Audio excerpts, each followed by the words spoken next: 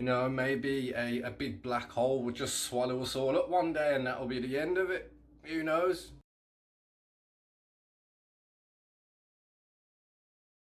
Okay, so before I get started on today's video, you're probably wondering why I'm wearing a jacket in the middle of April. Well, to be honest, I like working out, so when I work out, I pull a jacket on so I can just sweat a little bit more, and it helps, to be honest, especially when you have to do those horrible cardio days. But that's not what I'm talking about today. While I was working out, the thought just crossed my mind, and a lot of mental health survivors out there, they ask me, especially when they're in a batch of depression, what is the point in living, in carrying on and continuing with my life if we're going to die anyway? And although that might be a depressing question to some people watching, which it is, it's a question that needs to be answered. And that particular question, have you noticed that you've only really asked that question when you are depressed? See, when you have these days where you are happy and you're actually, excited about something, or you just might be having a day where you're not struggling with your mental health, it might not necessarily be a good day. It might be a boring day just sitting on the couch, but at least it's a day free of those demons that battle with you most days anyway. So, and you might be thinking to yourself, well, I'm depressed almost every day, and this question, it keeps popping up in my head, and I ask it to myself and the negative voices ask me. But what I'm trying to say is this is a completely just a way of thinking while you're in that batch of depression, because when you're not in that batch of depression, you actually don't think about death as much as you do when you are feeling sad or low about yourself, because really when those suicidal thoughts come, it's like the last stop. When the depression starts, you'll feel your mood dropping, you'll feel your energy dropping, and then all of a sudden you find yourself doing things like closing the curtains and turning your Wi-Fi off so you don't speak to anybody, not replying to text messages, and just simply ignoring anything outside the four walls or anything that can communicate you with the outside world. And when you get to that point, you often try and sleep or go for a nap, and when that don't work, that's when finally negative voices start to come into your head, telling you things that you don't like about yourself. And it's right there, and it puts it right to the front of your mind, all these negative voices saying things to you. And to people out there right now that are watching this video and don't struggle with their mental health, they probably think we're crazy, and they do think we're crazy, and they think we're, people you should stay away from. That's part of the stigma we're trying to end, but not to get off track. But when those voices, they come at the front of your head, and it's just things like, say for example, you don't like your body weight. The voice in your head is your own voice, and it's telling you you're fat, you're ugly, you're this, you're that, and really ripping into you, and it's hard to stand there and argue with yourself and say, I actually look okay, I'm not that bad. It's that damn fucking voice in my head that keeps getting me. And when you come out of that depression batch, you realise that, because when you're feeling happy, when you've finally realised, okay, I've made it through this batch of depression, I'm actually feeling good about myself now. You look in the mirror and you don't see yourself in that same light as you did probably even just a few days ago when you were still in that batch of depression. It's a mental thing, guys. It is a mental thing. It's a way of thinking that sometimes, I believe that we simply can't control. It's a part of depression, of feeling suicidal and asking these sorts of questions about death and dying and suicides and suicide attempts. It is a part of the depression experience that we have to go through. And when we come out of that, and that's why, some people out there, they act on these things and they do commit suicide and things like that, because they don't know what to do and they don't know how to escape.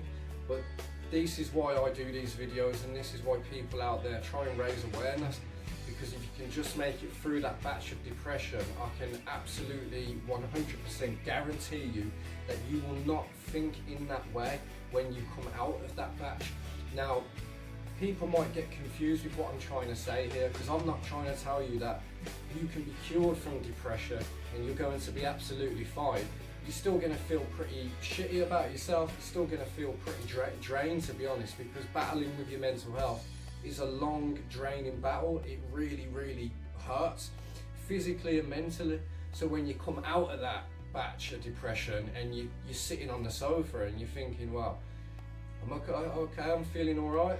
I'm feeling all right now. I'm not feeling too sad. You know, I'm not extremely happy. There's things that could be better, but I'm not feeling too sad right now. And that's the start of whether do you fall back or do you try and push yourself forward when you're in that moment right there. Because if you don't do anything, and this is really important, guys, nothing is going to change up by itself. Even as mental health survivors, we have to get up and make things happen for ourselves. We can get support along the way, and we can try and get support along the way, but while you're waiting for support, there's things we can do ourselves to make our lives better. And that is true, and more people should apply this to their day-to-day mindset if you can. And I promise you, it will make you feel a bit better. So when you're in that situation, you've just come out of a depression patch, and you're sitting on the sofa, and you're thinking to yourself, okay, what's next? Now, you can sit there, and I know it's difficult during isolation, of course. So, you know, if you're watching this video in the future, it's probably going to work better for you then. But there is things you can do still in the house, and I'll put a link up to videos of 5 things you can do during isolation in your home that might help you. So you're at a crossroads right now, and you're sitting there and you're thinking, damn, okay, I'm gonna actually get up and do something now, because it's really annoying me sitting down and either falling back into that depression phase, or sitting there and writing things down that you want to do but never actually doing them. So it's about trying to really pull yourself up, because I'm telling you guys, once you do something once, and once you take that first step to do something, it really makes a difference. It gives you confidence, it makes you feel good about yourself from the inside. And one more thing I just want to say is, forget about the outside, because the outside is really not important. As long as you're happy within the inside, you will be a happier person mentally. So I'm not just talking about exercise here. There's loads of things you can do inside and outside of your home, you know, within restrictions during the current circumstances. And I don't know if this video's made any sort of sense at all, because I've just rambled on and I've tried to put all the pieces together, because I was just literally, I ain't even had a shower yet, okay? I just stink right now, I absolutely stink. But I was just thinking about mental health while I was working out, because, you know, you drift off into your own world. And that question does bug me, you know, what's the point in living if you're just going to die anyway?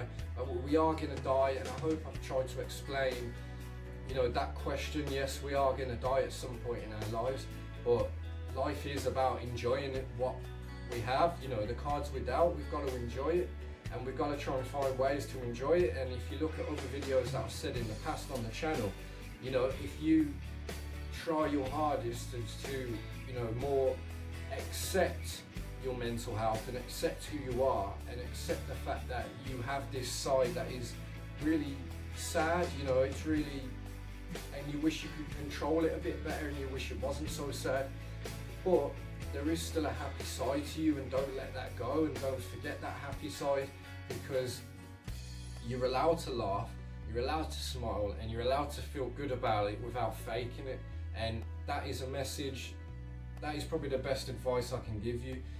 So to sum up this video, in case the video didn't make sense at all, when you are in those depression phases, and you are suicidal, and you're starting to ask those questions about death, don't do anything, just ride it out. And I know it sounds really hard and cliche, but ride it out. You know, if those voices are gonna, you know, smother you while you're in this darkness, let them smother you while they're in this darkness. Just don't end your life. And I promise you, at some point, that darkness will fade away for a little while. Some light will come, and it will give you an opportunity to extend that light and extend that happiness for a longer period of time, if you just pull yourself up with the strength, all the strength that you got to make that step to change. So I hope this video has helped, guys, and I am now going to take a shower, get this sweaty damn coat off, have a wash, eat some protein, try and pretend that I am trying my best to get bigger, when really I could try a little bit harder. It's just tough with isolation right now, so I'm doing the best I can to work out and become big and strong and bold and sexy. So without further ado, I just want to say it's a new week, guys, so this means new opportunities, and I'll say that every week. Feel good today because you survived yesterday, and I'll see you again.